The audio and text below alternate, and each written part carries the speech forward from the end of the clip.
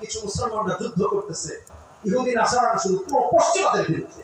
কোথায়? ফিলিস্তিন। একটু চিন্তা করে দেখেন, পুরো পশ্চিমাদের বিরুদ্ধে লড়াই আর মুনাফিকরা বসে বসে তামাশা দেখতেছে। কথা বলেন না ঠিক না? পুরো মধ্যপ্রাচ্য মুনাফিকদের কর্তব্যগত হয়ে গেছে। এটা আমাদের জন্য দুঃখজনক।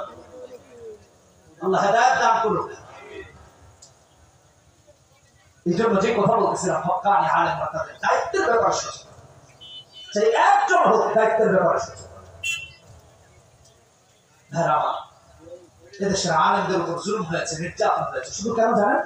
হক কথা বলার কারণে।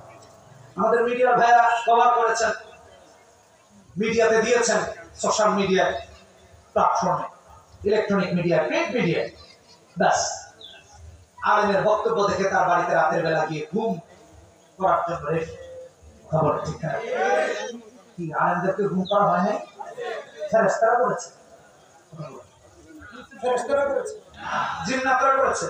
হ্যাঁ, এই দেশেরই লোকেরা করেছে। কি কারণে করেছে? ভালো করে বুঝেন, শুধুমাত্র হক কথা বলেন। যে আলেম জিজ্ঞাসিত হওয়ার পরে হক কথা গোপন রাখবে, আল্লাহ দরবারে কিয়ামতের দিন জবাব দেওয়া লাগবে, জবাব দেওয়া। এজন্য হক্কানি আলেমরা হক কথা থেকে কখনো বিচ্যুত হবে না।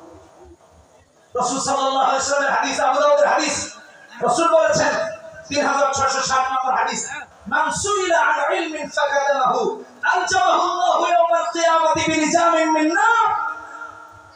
হক্কানি আলেমরা এই জন্য হক কথা থেকে নিজেকে বঞ্চিত করেন না। হক কথা বলিষ্ঠ কণ্ঠে বাতিলের সামনে সবসময় বলতে থাকে। হক্কানি আলেমরা কখনো গোপন করে না।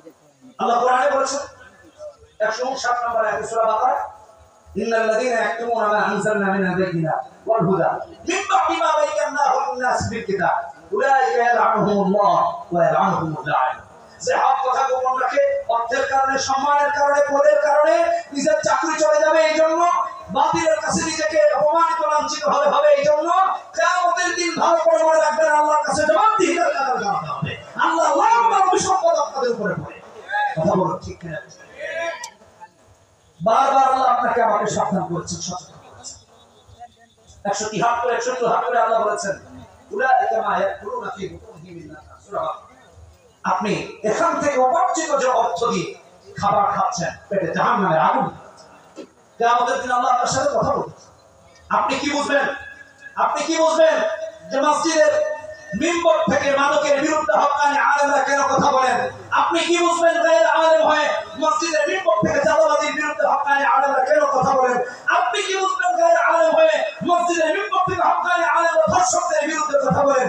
আপনি কিভাবে বুঝবেন গায়ের আলেম হয়ে মসজিদের মিম্বর থেকে হক্কানি উলামায়ে কেরাম ন্যায় আর ইনসাফের কথা বলেন? আপনি গায়ের আলেম হয়ে কিভাবে বুঝবেন মাদকের বিরুদ্ধে হক্কানি উলামায়ে কেরাম কেন কথা বলেন? এই জন্য কথা বলেন, আপনার কাছে দায়বদ্ধতা থাকতে পারে, আল্লাহর কাছে যারা দায়বদ্ধ হয়ে থাকতে চান না, কিয়ামতের দিন জান্নাতের মাঝে আপনাদের মাঝে যেন কোনো প্রতিবন্ধকতা না থাকে। এজন্য হক্কানি আলেম হক কথা বলে। দুনিয়ার চাকচিক্যের কোনো প্রয়োজন নেই আমাদের, সব বাদ দিয়ে আল্লাহর সাথে সম্পর্ক খায়। আবু দারদা রাদিয়াল্লাহু তাআলা ভালো করে শুনুন, দামেস্কের বিচারপতি নিয়োজিত হবে, ভালো করে মাথায় রাখবেন। রাসূলুল্লাহ সাল্লাল্লাহু আলাইহি ওয়াসাল্লাম একটা হাদিসের ব্যাখ্যায় তার সাহাবী কিছু ইবনে মাজাহ হাদিস 4241 নম্বর হাদিস, রাসূল বলেছেন, ইযহাব ফিদ দুনিয়া ইউহিব্বুকাল্লাহ ওয়াযহাব বিমা ফি আইদিন নাস ইউহিব্বুকান নাস। দুনিয়া বিমুখ হয়ে যায়, আল্লাহ প্রিয় হয়ে যায়। সুবহানাল্লাহ। পথ থেকে বিমুখ হয়ে যায়, অর্থ থেকে বিমুখ হয়ে যায়, কে ভালো বলবে তা থেকে বিমুখ হয়ে যায়, আল্লাহ ভালো বলবেন, ব্যাস এটাই আমার জন্য। কথা বলে ঠিক না? রবের কাছে ভালো হতে হবে। কার কাছে? সাহাবায়ে কেরাম কেমন দুনিয়া বিমুখ ছিলেন? আবু দারদা রাদিয়াল্লাহু তাআলা আনহু বিচারপতি হলেন, হযরত ওমর বললেন বিচারপতি বানিয়ে দেয়া হলো। হযরত মুআবিয়াকে বললেন, বিচারপতি হয়ে গেলেন। দামেস্কে গিয়ে ওখানে উঁচু উঁচু দাঁড়ার কোঠাগুলো দেখে দেখে আশ্চর্য হয়ে গেলেন, আর বললেন, আরে দুনিয়ার এত বাড়ি বানিয়েছো, পরকালের জন্য কি বানিয়েছো? যারা বানিয়েছে তারা আজও মাটির নিচে শুয়ে আছে। কথা বলেন, এদেশের সম্পদশালীরা কবরের নিচে চলে গেছে, কেউ মাটি ছেড়ে গেছে, কেউ আবার দেশ ছেড়ে গেছে। ঠিক না বেঠিক? কোনো কিছু নিয়ে যেতে পারে নাই, কিন্তু খাওয়ার সময় ভুলে যায় সব খাওয়ার ক্ষমতা তার নাই। কথা বলেন ঠিক না বেঠিক? গরিবের থেকেও খাইছে, ধনী থেকেও। হুজুরকেও ছাড়ে নাই। হুজুর এটা কি বলতেছে একদিন ভালো করে শুনে। একদিন মাহফিলে যাচ্ছি, এরিয়ার নাম নারীগঞ্জ, ঢাকা থেকে বের হয়ে যাচ্ছে, পুলিশ আমাদের গাড়ি আটকেছে।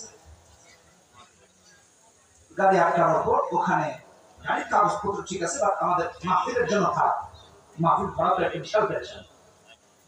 ওখানে এক ভাই ছিলেন, উনি আবার তখন আমি তার কিছুদিন পূর্বে বনানী নামাজ পড়ানো বাদ দিয়ে দিচ্ছি।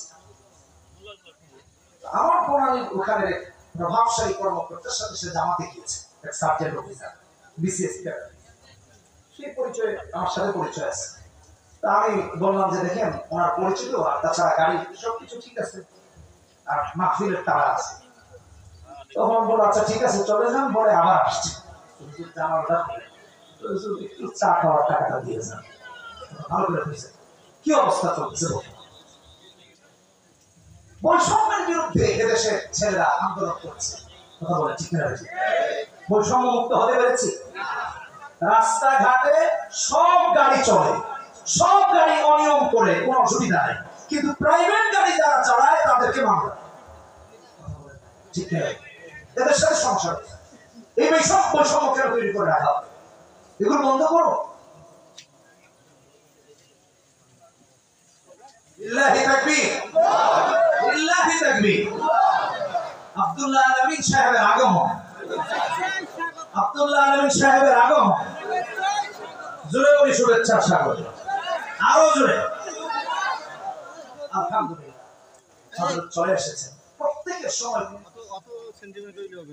সময় খুবই গুরুত্বপূর্ণ। আর আমার এটা অভ্যাসের পুরো খেলা যে পরবর্তী আলোচক কখনো যদি চলে আসেন আর আলোচনা এটা ঠিক হবে। হ্যাঁ, ইনশাআল্লাহ আল্লাহ আমাদের মাঝে চলে এসেছেন। ইনশাআল্লাহ হযরত থেকে আমরা তার জবান থেকে উপকৃত বয়ান